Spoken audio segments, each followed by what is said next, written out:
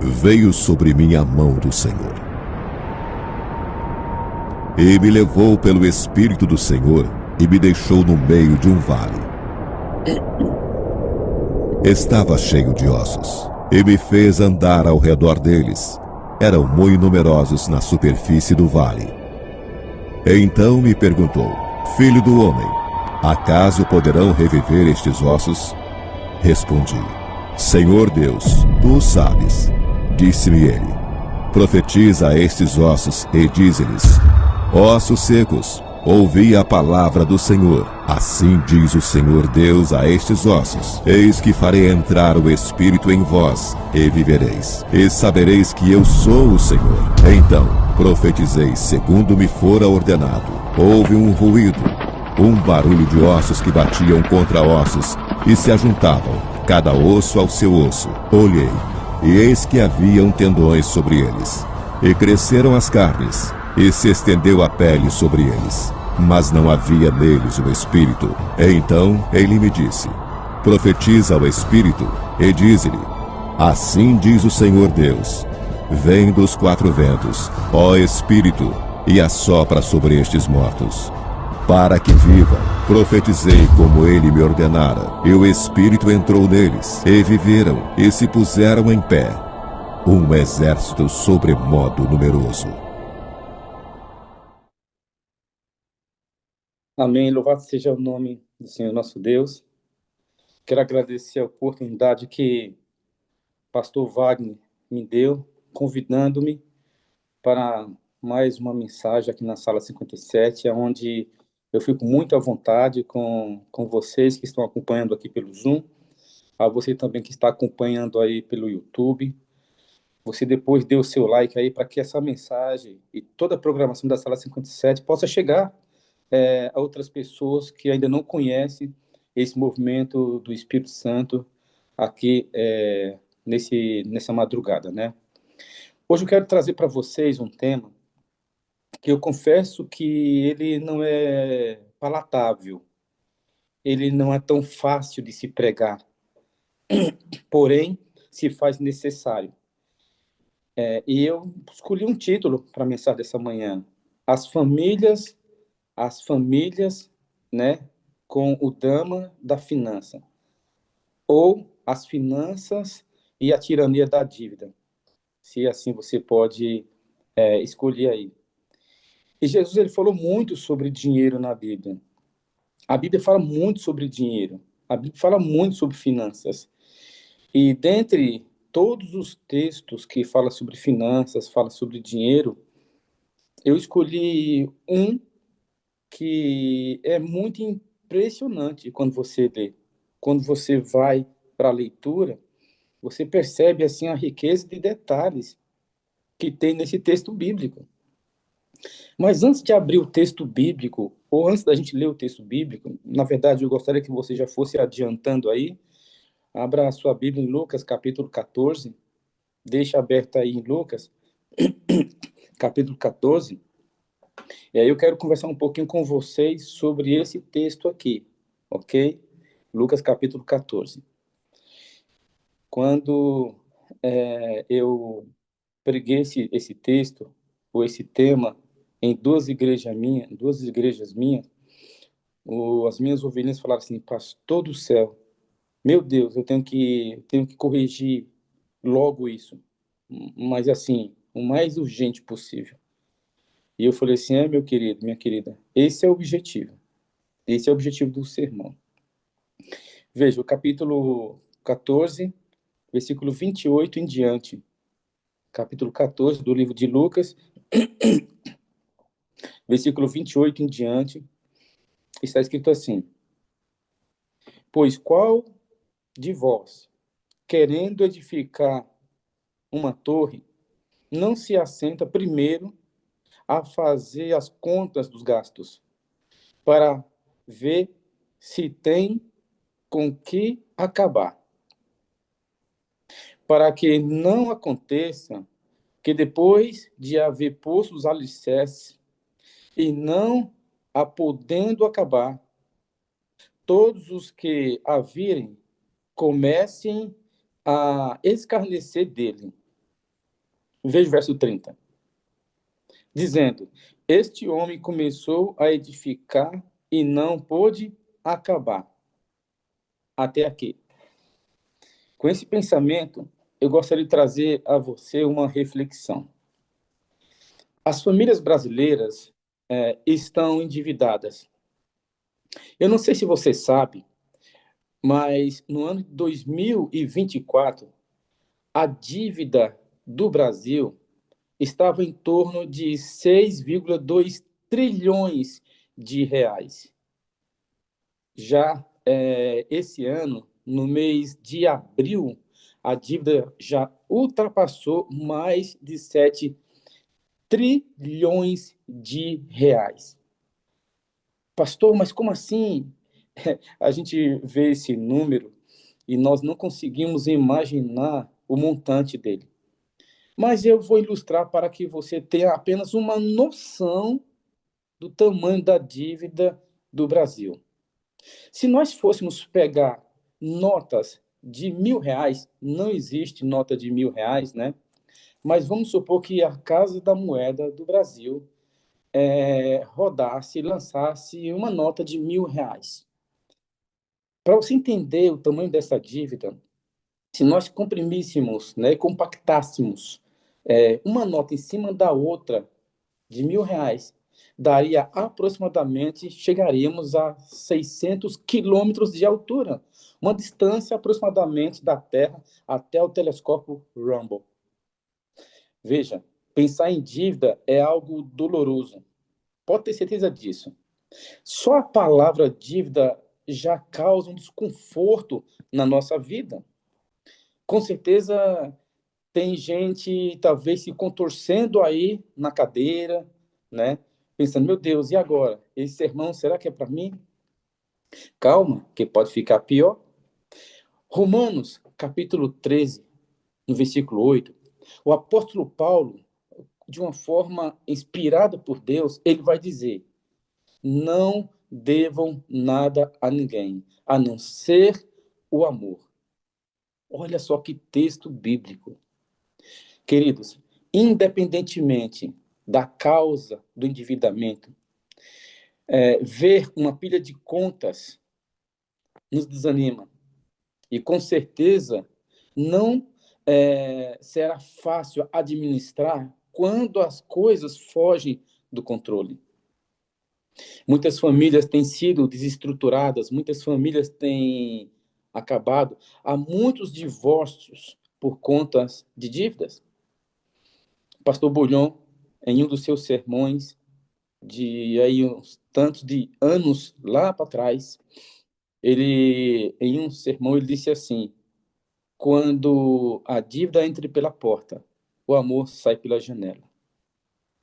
Muitos casamentos têm sido abalados, muitas famílias têm sido desestruturadas, porque muitas pessoas não conseguem administrar a dificuldade financeira. Então, fará bem para você e para cada um de nós sentarmos e calcularmos. O texto bíblico aqui, o Senhor Jesus está dizendo assim, ó, qual dentre vós, querendo edificar uma torre?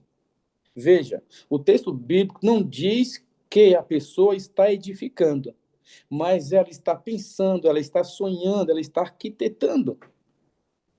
Nós poderíamos trocar essa palavra torre aqui, queridos, poderíamos trocar essa palavra torre aqui por um sonho, uma viagem, né? Por exemplo, qual dentre vós querendo reformar uma casa? Qual dentre vós querendo construir uma casa? Qual dentre vós querendo realizar um sonho? Qual dentre vós querendo fazer uma viagem? Qual dentre vós querendo fazer uma festa de debutante para sua filha? Ou seja, sente, calcule. A questão aqui de calcular, o Senhor Jesus está falando de calcular mesmo, pegar um lápis, uma caneta, pegar um papel e sentar e calcular para ver se tem recurso financeiro suficiente para isso. Veja, isso é importante em nossa vida. Muitas pessoas têm se perdido financeiramente porque não têm calculado, não têm buscado sabedoria dos altos céus. vai colocando nos pés pelas mãos e assim vai sair comprando, comprando, comprando. Quando vê, já está endividado. Bom, eu fico pensando aqui na vida dos nossos irmãos. Agora, não do povo brasileiro em si, dos nossos irmãos, da igreja, de você que está me ouvindo aqui nessa manhã. Como podemos identificar essa tragédia em nossa vida? Quem sabe foi uma causa repentina que você entrou em dívida, a perca do emprego, talvez um acidente, uma enfermidade ou até mesmo uma fatalidade na família, a falta de organização, quem sabe? Mas a maioria dos casos, o endividamento é um processo imperceptível. Interessante que você vai gastando mais do que ganhava, usando o cartão de crédito, comprando parcelado, pagando o empréstimo, sem ter qualquer controle, às vezes pagando fatura mínima do cartão, e a dívida vai rolando. É algo semelhante, queridos, a uma pessoa que sofre um infarto. A artéria foi entupindo gradativamente, depositando ali placas de gordura, uma sobre a outra, até ficar completamente obstruída. Veja, a vítima só percebe quando acordou no hospital. Nós não sabemos quando, mas o planeta está se dirigindo a um infarto financeiro.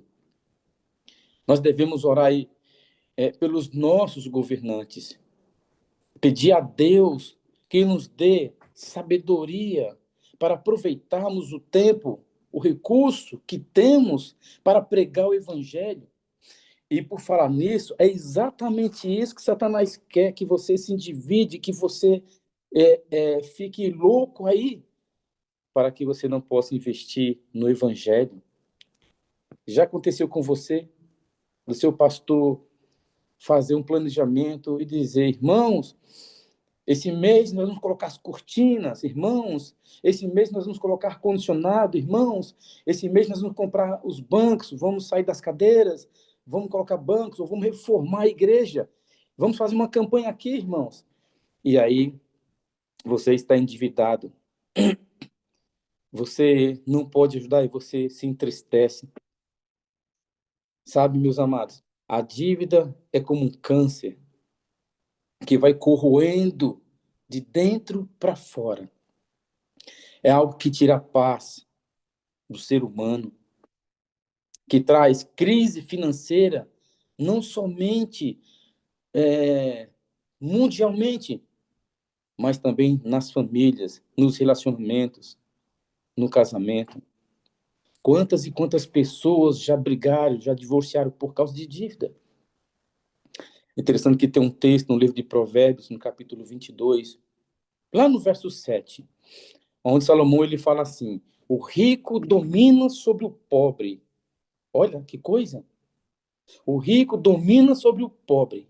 Quem toma emprestado é servo do que empresta, ou até mesmo escravo.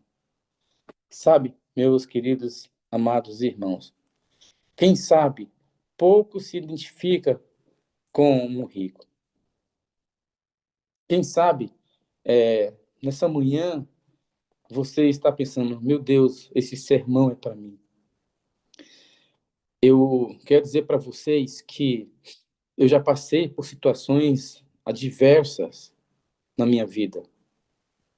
Eu já passei por situações difíceis na minha vida, mesmo depois que eu me tornei adventista. Foi muito difícil a minha caminhada cristã.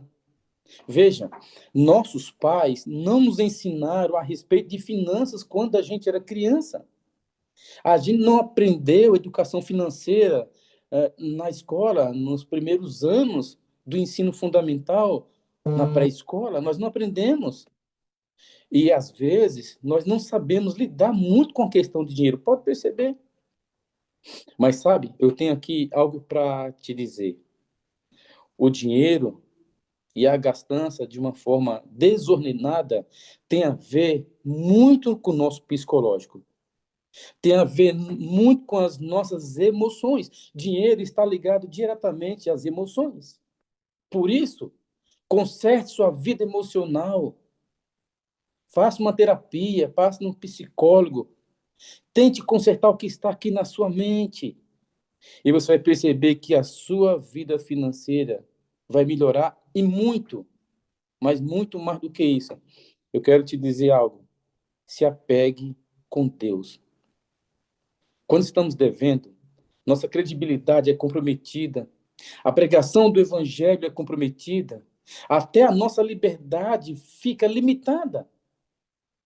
Você já ficou devendo para alguém e depois encontrou esta pessoa enquanto passeava em um shopping ou enquanto estava andando pela rua? Não foi constrangedor?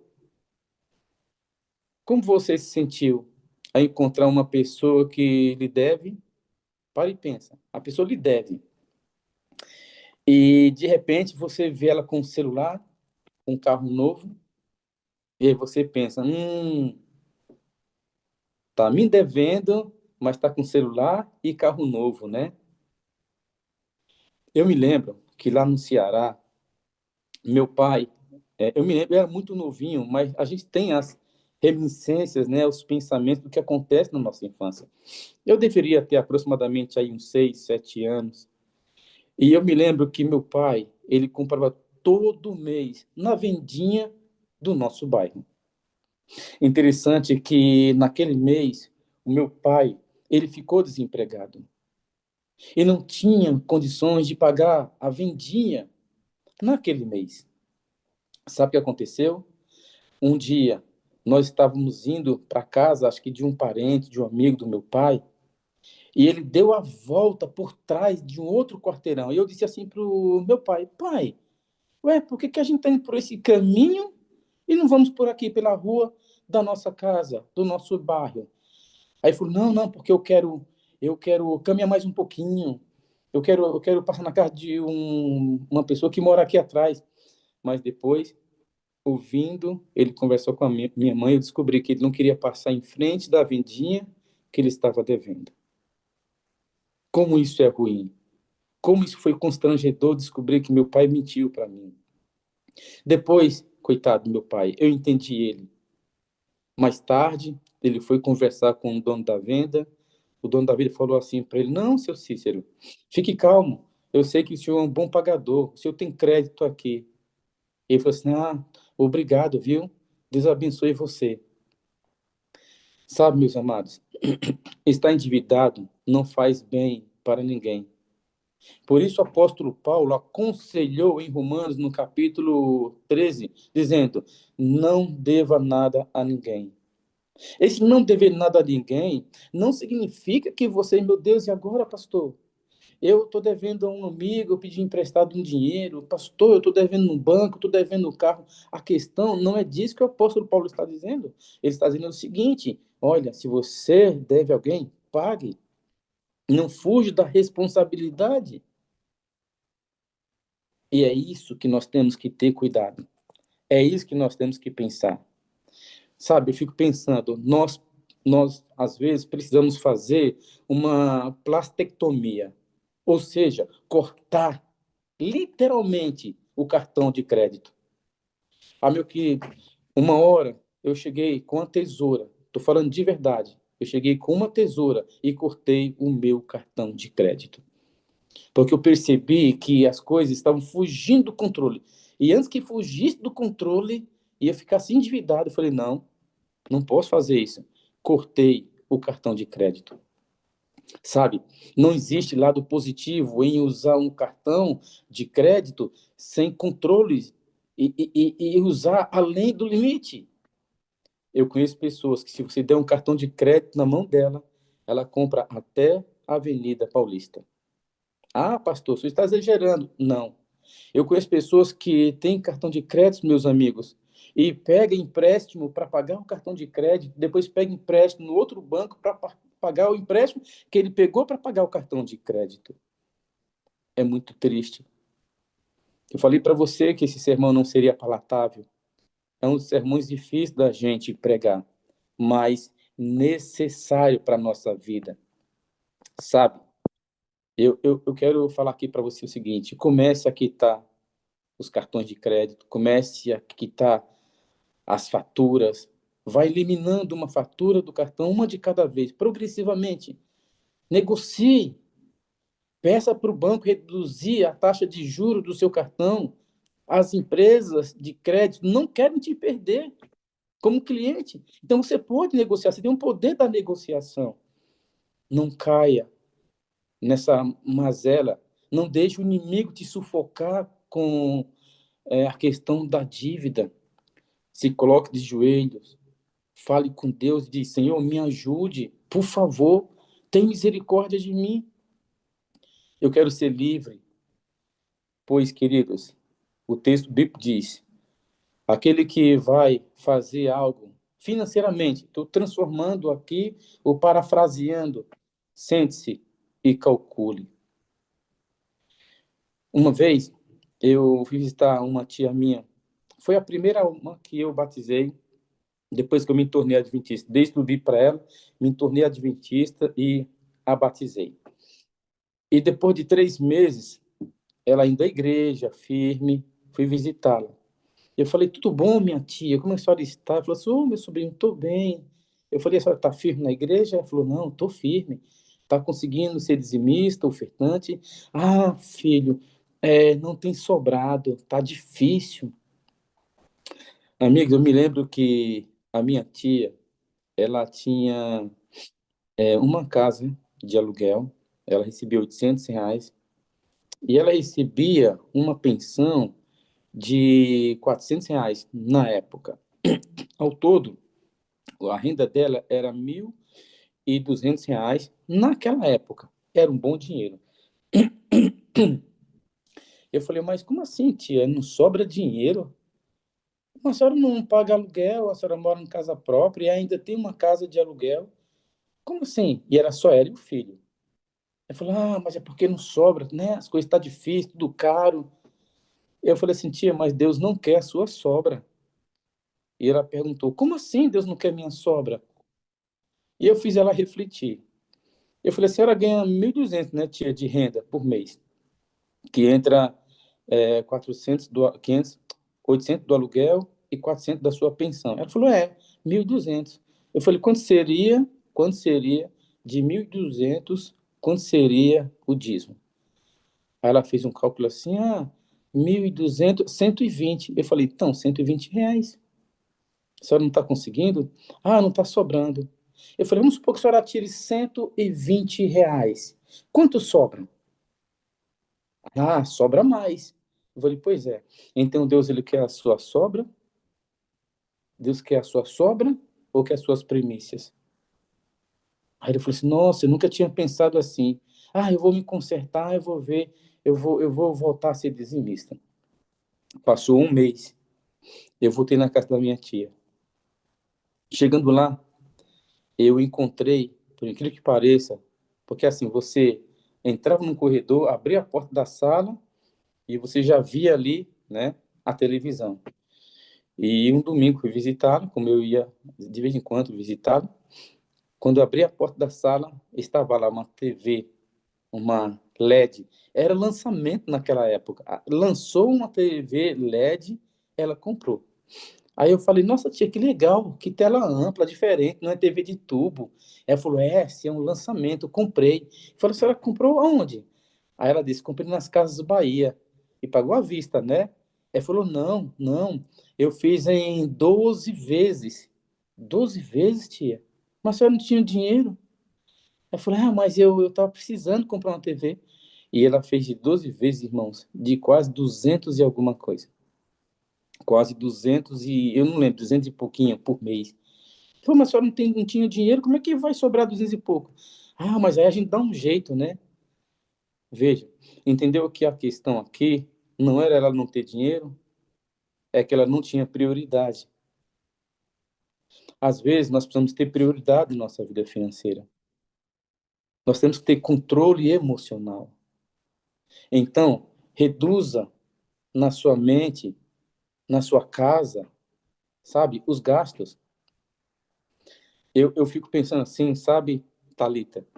Eu fico pensando aqui, você que está me acompanhando aqui, dois tipos de administradores. Porque nós somos administradores dos recursos que Deus coloca em nossas mãos. E eu fico pensando aqui, o bom administrador e o mau administrador. Veja, o bom administrador, ele fala uma coisa e ganha a mesma coisa. O mau administrador ganha a mesma coisa e fala outra coisa. Então, qual a diferença? A diferença é o seguinte: o mau administrador. O mau administrador, ele diz assim: para onde meu dinheiro foi? Esse é o mau administrador. Para onde meu dinheiro foi? Foi passado. O bom administrador é aquele que diz: para onde meu dinheiro está indo? Olha a diferença. O mau administrador diz: para onde meu dinheiro foi?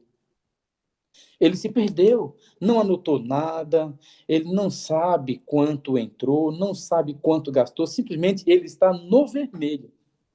Está no vermelho. Ou seja, ele não tem mais nada, o mês nem acabou. O mês nem acabou e o salário já foi embora. E ainda tem dívida, ainda tem contas para pagar. Para onde meu dinheiro foi? Mas o bom administrador é aquele que diz: para onde meu dinheiro está indo? O que significa isso? Ele sentou, ele calculou, ele pensou: para aí, meu dinheiro está acabando muito rápido. O que está acontecendo? Ele dá uma olhada numa planilha e vê o que foi que gastou, quanto foi que entrou. Esse é o bom administrador. Quantas pessoas têm administrado mal os recursos financeiros que Deus tem dado para ele, que Deus tem promovido bênçãos na vida dele. E muitas pessoas não têm sido dizimistas, não têm sido ofertante, nem pactuante, não têm participado das campanhas da igreja, não têm abençoado as pessoas, porque infelizmente estão sufocados com dívida. Sabe? Eu gostaria que você, nessa manhã, parasse para refletir: Senhor, eu quero ser o bom administrador. Eu não quero dizer para onde meu dinheiro foi. Eu quero dizer para onde meu dinheiro está indo, porque aí eu tenho o controle da situação. E eu quero encerrar essa mensagem falando para você o seguinte: eu falei do bom administrador, agora eu quero falar do servo, do servo, o bom servo e o mau servo. O bom servo é aquele que ganha um, ganha um e gasta meio. Na miséria não tem receio. O mau servo é aquele que ganha um e gasta dois. Na miséria cai depois. Veja, os dois servos ganham um, tem o mesmo salário, mas um perde-se nas finanças. Ele ganha um e gasta dois. Ele ganha 3.000 e gasta 6. Ele ganha 4.000 e gasta 8. Veja, a grande questão aqui não é não ter dinheiro. A grande questão aqui é o dinheiro lhe ter. A grande questão não é possuir dinheiro. A grande questão é o dinheiro lhe possuir. É o dinheiro ser o seu senhor. Por isso, nessa manhã, o Senhor Jesus disse: calcule. Quem for ter um sonho, calcule. Que tal, a partir de hoje, você ter um bloquinho de anotação? Que tal ter caneta e papel na mão? Que tal você anotar cada centavo, cada real, cada dinheirinho que você gasta? Faça uma planilha. Coloque entradas e saídas. E no final do mês, compare e veja se teve saldo positivo ou negativo. Se você tem que cortar alguma coisa, se você tem que cortar algum gasto, isso é importante. Entendeu o que eu disse? Olha, eu falo um negócio para você, de verdade. Eu tenho visitado muitas pessoas. Eu vou em muitas casas. Eu vou em muitos lares. Dou estudo bíblico. Evangelizo muita gente. E o que eu tenho percebido é que o Brasil está endividado. As famílias estão endividadas. O povo de Deus está endividado. Nessa manhã, eu convido você a se colocar de joelhos, buscar a presença de Deus e dizer: Senhor, me ajuda. Sabe, queridos, Deus quer usar os seus recursos, os meus recursos, para pregar o evangelho. Eu quero te dizer que Deus ele não precisa de dinheiro para pregar o evangelho, entenda? Deus não precisa do seu dinheiro, mas que maravilhoso será você participar com seus recursos para pregar a palavra de Deus, para desbravar, para investir na causa, na obra do Senhor. Jesus está voltando, meus amados. E o que a gente tem, para quem a gente vai deixar? Então, nessa manhã, em nome de Jesus, aqui o sol quase nascendo, faça um orçamento familiar. Muitos não fazem porque não sabem como, por não ter acesso a todos os valores ou até por não terem informações. Mas o mais importante é mudar de mentalidade, é entender isso. Não se esqueça, o dinheiro está ligado às emoções. Cuide das suas emoções. Eu acredito que nessa manhã, esse sermão, assim como serviu para mim, também serviu para você. Então, que Deus abençoe sua vida, que Jesus Cristo seja a luz do nosso caminho e que nós possamos avançar e que nós não possamos ter vergonha, que nós possamos levantar a cabeça, que as nossas famílias venham estar no altar do Senhor trazendo oferta, trazendo as bênçãos que Deus tem nos dado e coloquemos aos pés do Senhor, para que a igreja possa cumprir a missão. Nessa manhã, eu quero orar por você e pedir que Deus te abençoe. Uma caneta na mão,